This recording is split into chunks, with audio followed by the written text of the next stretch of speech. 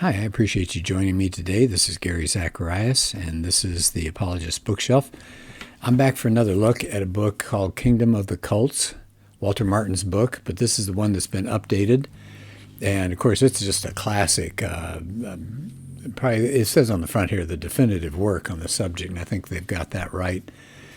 I want to do chapter 3 today, which is called The Psychological Structure of Cultism.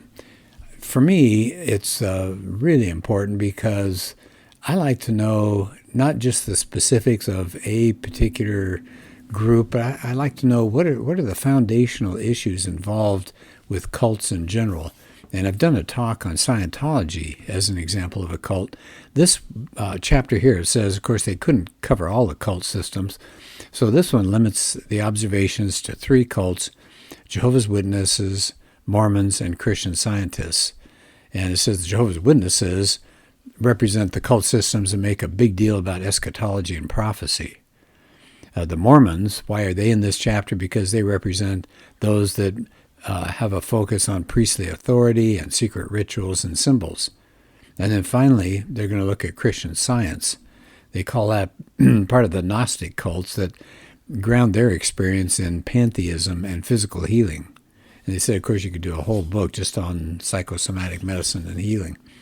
All right, so here we go. It says, first and foremost, and I think they're right, first and foremost, the key belief system of the cults is characterized by closed-mindedness. What do they mean by that? Well, cults are really not interested in a rational evaluation of the facts. And boy, that's so true of Scientology. The structure of the organization tells you this is what you need to know, and they do invoke the Bible, and sometimes their founder is the ultimate source of its pronouncements. But these belief systems are in isolation. They don't shift to logical consistency. It's like separate compartmentalization is going on in the cultist mind, and they're really incapable of penetration or disruption if the cultist is totally committed. These belief systems are in isolation. They're not logically consistent. It's kind of like compartmentalization is going on in the cultist mind, and everything in there about their cult that's what they focus on, and forget reality, forget other things that are going on around them. Secondly, a typical cultic belief system has real antagonism on the personal level. They don't like the Christian message. And we see that a lot, of course, in Scientology, but especially in the 3 that we're talking about here. They go after people that disagree with them. And the identification that these beliefs have with the individual leads them to always reject the person as well as the belief. And that's tied in, isn't it, with closed-mindedness. And it's hard to deal with when you're in a dialogue with cultists.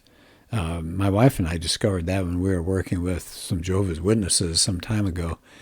And it was really, really hard to get through. They acted pretty upset at us. I mean, if you could somehow drive a wedge between the individual and their theology, then maybe you could become kind of a neutral person as you're talking to them. You would become a person who has a different theology than theirs, but it's not a personal antagonism toward the cultist. And I think that sometimes, this is me talking, not the book here, but I think in many cases, if we can find areas of agreement, for example, we may not like the degradation of our society or the way racial matters have been determined in the past, whatever it is, finding a level of agreement would often smooth things over. The author of this chapter says that if you can accomplish this, if you can say, well, my theology is different than yours, but I connect with you as a person. When this is accomplished, that's the first step to deal with the cultists. They have such hostility toward people that reject their interpretations.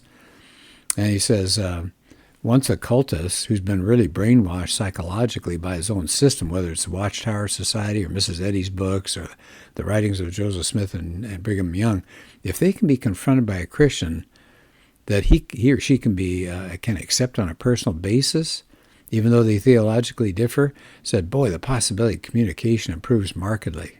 So we have to love them, we have to talk to them, we have to commiserate with them, We have to connect with them. We don't want to see them as a target. We don't want to see them as a challenge. We don't want to come after them with a hostile attitude. We want to bring the temperature down there. As back to the book here said, what happens in that case, the cultist is faced with a dilemma. How can this person, talking about the Christian, be such a nice person but not share my theology? And then they begin to wonder, And it says there you begin to get some rapport for personal evangelism. And then they point out almost all systems of authority in these cult organizations, they indoctrinate people to think that anybody who opposes their beliefs are satanic, or it's blind prejudice, or it's ignorance. And I've seen that. I'm dealing with a person right now in emails back and forth, and he often does name calling, and I just tell him, let's just talk about the issue and let's not call each other names and all. So I try to avoid that, and I'm trying to get him to avoid it as well. So we can have some wonderful results if we are nice and kind and thoughtful when we're interacting with people. So back to the book here, they said, above all else, Christians must learn that most cults think that they have actually freed their adherents from religious exploitation. They accuse historic Christianity of doing that. So we've got to, as it says here, we have to demonstrate genuine interest in the cultist as a person, not a target, not an objective, and we want to see their personal redemption, not a statistic, not a notch on the gun belt. So the author says the prime task of Christians would be effective witnesses for Christ in the midst of the kingdom of cults. They've got to be free from all appearance of guile and ulterior motivation. Our main task is communication. We want to communicate. I know I've got to tell myself when I'm dealing with this email situation that I can't save that person. That's up to God. And all I'm hoping to do is that their eyes are open, but it's a work of God. It's not our work. So that's really nice. So they said, back to the point number 2 about this, the isolation that they're talking about here can be extreme. And you have to kind of think about that before you prepare the gospel to give it to a cultist. They said it's a real mental and emotional chain that's got a really strong grip on a cultist's ability to discern truth from error. And we know things like Jonestown, when Jim Jones forced over 900 people to commit suicide. He said, if you look at that story of what happened there in 1978, it taught the despair and isolationism of these cultists. And it says the following quote from a book illustrates this graphically. This is Jonestown now. A sealed note found on the cult commander's body, apparently written by a follower just prior to the ritual suicide, gave additional credence to this theory. Dad, the note said, I see no way out. I agree with your decision. I fear only that without you the world may not make it to communism.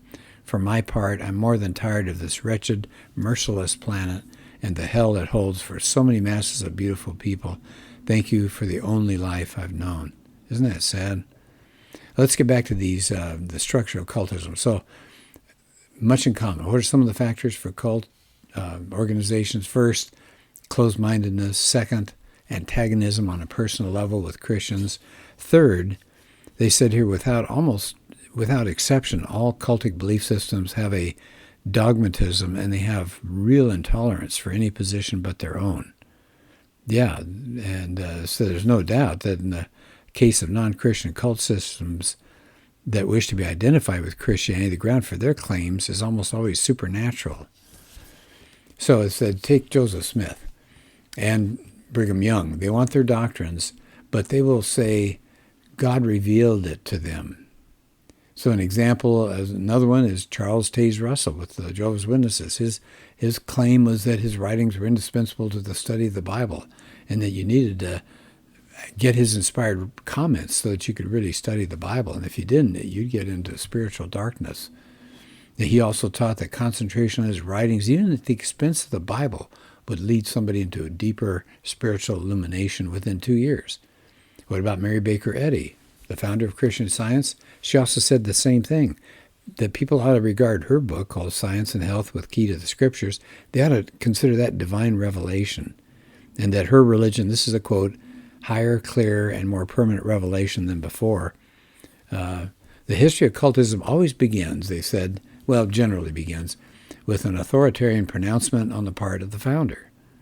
And then they institutionalize that into a dogmatic system, and you must have absolute faith in the supernatural authority of whoever got that revelation. And the problem of intolerance, of course, is closely linked to dogmatism or authoritarianism. And it says it's really hard. They're resistant to change and penetration because the cults thrive on conformity. You've got to be part of that group. They thrive on ambiguity and extremeness of belief. And then the fourth and final point in any analysis of the belief system of cults is isolation. Isolation. I've got a picture in one of my PowerPoints when I'm going through Scientology showing you the fence that goes around one of the compounds, the Scientology compound. It's got razor wire. Now, they claim it's to keep people out, but no, there's so many stories of people who've wanted to escape. So there's that isolation there. They like pull up the drawbridge, right? They're going to stay in their castle. And they said with the structure of a non-Christian cult system, you can see peaceful coexistence of beliefs that are beyond, no doubt, they're logically contradictory. And it's compartmentalization again. And it said, think about Judge Rutherford. He's the one that was the Watchtower leader after Russell. He maintained that Abraham, Isaac, and Jacob would return to earth before the close of the 20s. And he even bought a home for them in San Diego, not too far from me. At the same time, Jehovah's Witnesses are aware of the fact that patriarchs didn't come on schedule, but they cling to that set of beliefs, because they've compartmentalized. They're not going to be affected by facts. The old story, don't tell me any facts, my mind's already made up.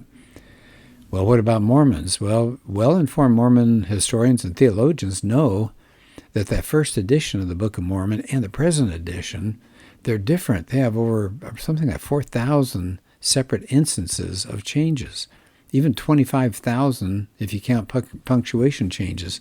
The first edition's been revised. It's been corrected for over 150 years, and yet the Book of Mormon, the Mormons claim that's divine revelation. So here they are, peaceful coexistence of these contradictions within their belief system.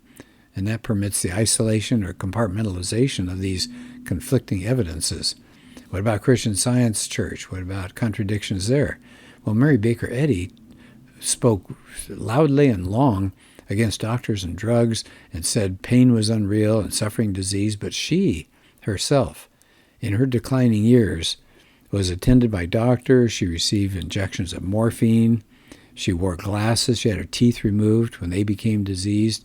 But, again, compartmentalization, the church, Christian Science Church, insists on the validity of her teachings. But that denies some of the practices that she herself exemplified. Isn't that amazing? So it says you can find out a lot of other psychological aberrations in these belief systems. But they're victims, as they point out. Paul says that they're victims of the master psychologists and propagandists of the ages, described by Jesus as the prince of this world, and by the Apostle Paul as the God of this world. Yeah, I just think that's so sad to see. Well, I don't know whether to, do I tackle another section here? Gosh, I've got another really good section. I'm going to go quickly over it, okay? I'd like to finish up the whole chapter here. So the last section here is the psychological conditioning process. So how do they condition their people to respond to their way of thinking? So he takes the Jehovah's Witnesses.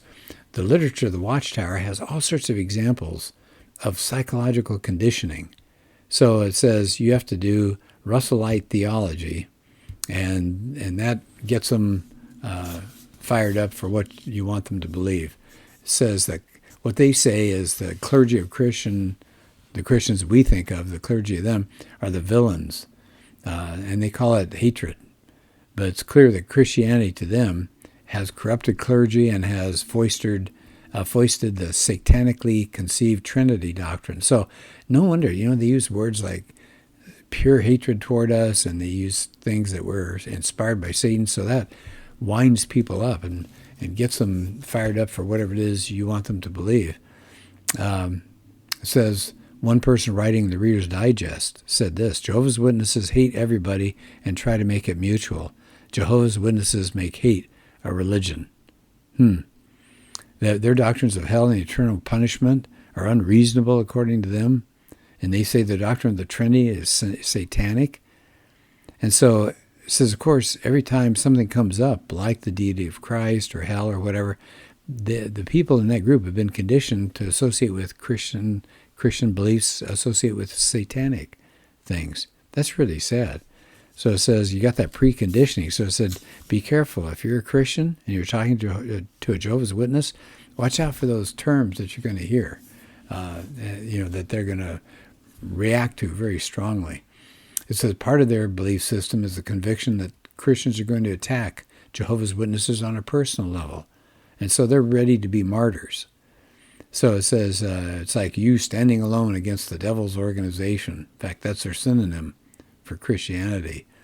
So you got to be careful. You don't want to be overly aggressive because they take that as proof that they're right. So be careful, right, when we're talking to a Jehovah's Witness, slamming doors in their faces or whatever. So it says watch out how you interact with them, because the Watchtower doesn't hesitate to accuse the clergy and Christianity of provoking all sorts of evil. They believe it was Christianity that could have prevented 2 world wars. But we didn't as Christians, so it's our fault. So there's that pure hatred. Well, Jehovah's Witnesses are preoccupied with Armageddon and pure hatred. What about the Mormons? They have different emphases. At the core, there's a big emphasis on authority because you've got the priesthood, you've got the rituals, you've got the symbols, you've got the hierarchy. And so the Mormons are taught from their very earliest days that the priesthood has the key to authority, and that one of the marks that shows the true church is the fact this priesthood exists and perpetuates that authority. So a Mormon will wear symbolic underclothing, reminds him of all the duties that he or she has. They have an emphasis on baptism for their remission of sins. I mean, they bind their followers into a really tight, homogeneous circle, really difficult to get out of. And every Mormon is indoctrinated with the concept that he or she is the true Christian, has the true Christian religion. And they call it the restoration of Christianity to earth. So all these secret rites and symbols and signs, that binds the average Mormon to be part of this in-group. And apart from that being on the in-group, they have no peace. They have another good example of remaining faithful. How else do Mormons keep themselves faithful? How do the high-ups make sure? The social welfare program. Because if the breadwinner of a family, for example, is injured or loses a job or maybe dies, boy, the church comes in and helps so well. And then they use the biblical principle of helping each other. They lend, they work for one another. It's a very family-centered oriented religion. So they're really big on staying together. And of course, you could lose that if you walk away from it. So they've got all the psychology and economics and religious forces. It says it's really a courageous person who could shake all that off and step into the freedom of a real relationship with the Son of God. But they said a number are doing that. Now, what about the third group, the Christian Science group? Well, they don't bestow godhood on their adherents like Mormons do. They don't push the last days panic button of Armageddon like Jehovah's Witnesses. They have kind of a mixture, they say here, of it's Gnostic theology, 18th century philosophy, some idealism, an emphasis on the healing of the body by the practice of denying that it's real. So there's a separation between the world outside there, the world of matter, the physical reality, and the spiritual world that has a supernatural existence, the mind. So the mind and the matter are two very separate things. So you don't think of, if you're a Christian Scientist, you don't think of yourself as a sinner. You're already saved. You're a reflection of the divine mind. But we have some psychological aberrations. Mrs. Eddy said you got to abstain from any critical contact with the non-spiritual elements of this illusory material world. So you couldn't read obnoxious literature because if you're not careful, Christian Scientists might convince that death is real and the physical body is real. So there's a subconscious repression in Christian Science. So you want to keep these things out of your mind. So they're conditioned to believe in the non-existence of the material world, even though their senses say Yeah, there's a reality out here. So they call it religious schizophrenia. So we all know there's a material world. We all know we're decaying and heading toward death. But Christian Science theology hammers all the time, says, no, no, there's only one reality. It's spiritual and mental. Wow. So I said, if you're working with sensory data, Christian Science dissociates from their religious convictions. They couldn't feed their bodies. They got to deal with the real world. It says Christian Scientists hope for a good world, a pleasant place is full of happiness and life and love, but they can only have this if they deny the evidence of the opposites of these. So they affirm the reality of good at the expense of the antithesis of good, which doesn't make any sense. So this says, be careful. Christian scientists avoid facing the damaging data of physical reality, but it's there. Well, okay, there are a lot of observations in here. I'm going to knock this off here, but it says at the end of the chapter that their hope was that if you understood some of the facets of the behavior patterns, that you might have a deeper insight and appreciation for that structure that underlies and undergirds a lot of these cultic systems. So we need to think about that before we interact with people, and we've got to be careful when we do to present it in a clear, confident, kind way to these people. Well, that's a quick look at a powerful book, Kingdom of the Cults. Thanks so much, and let's do another podcast soon.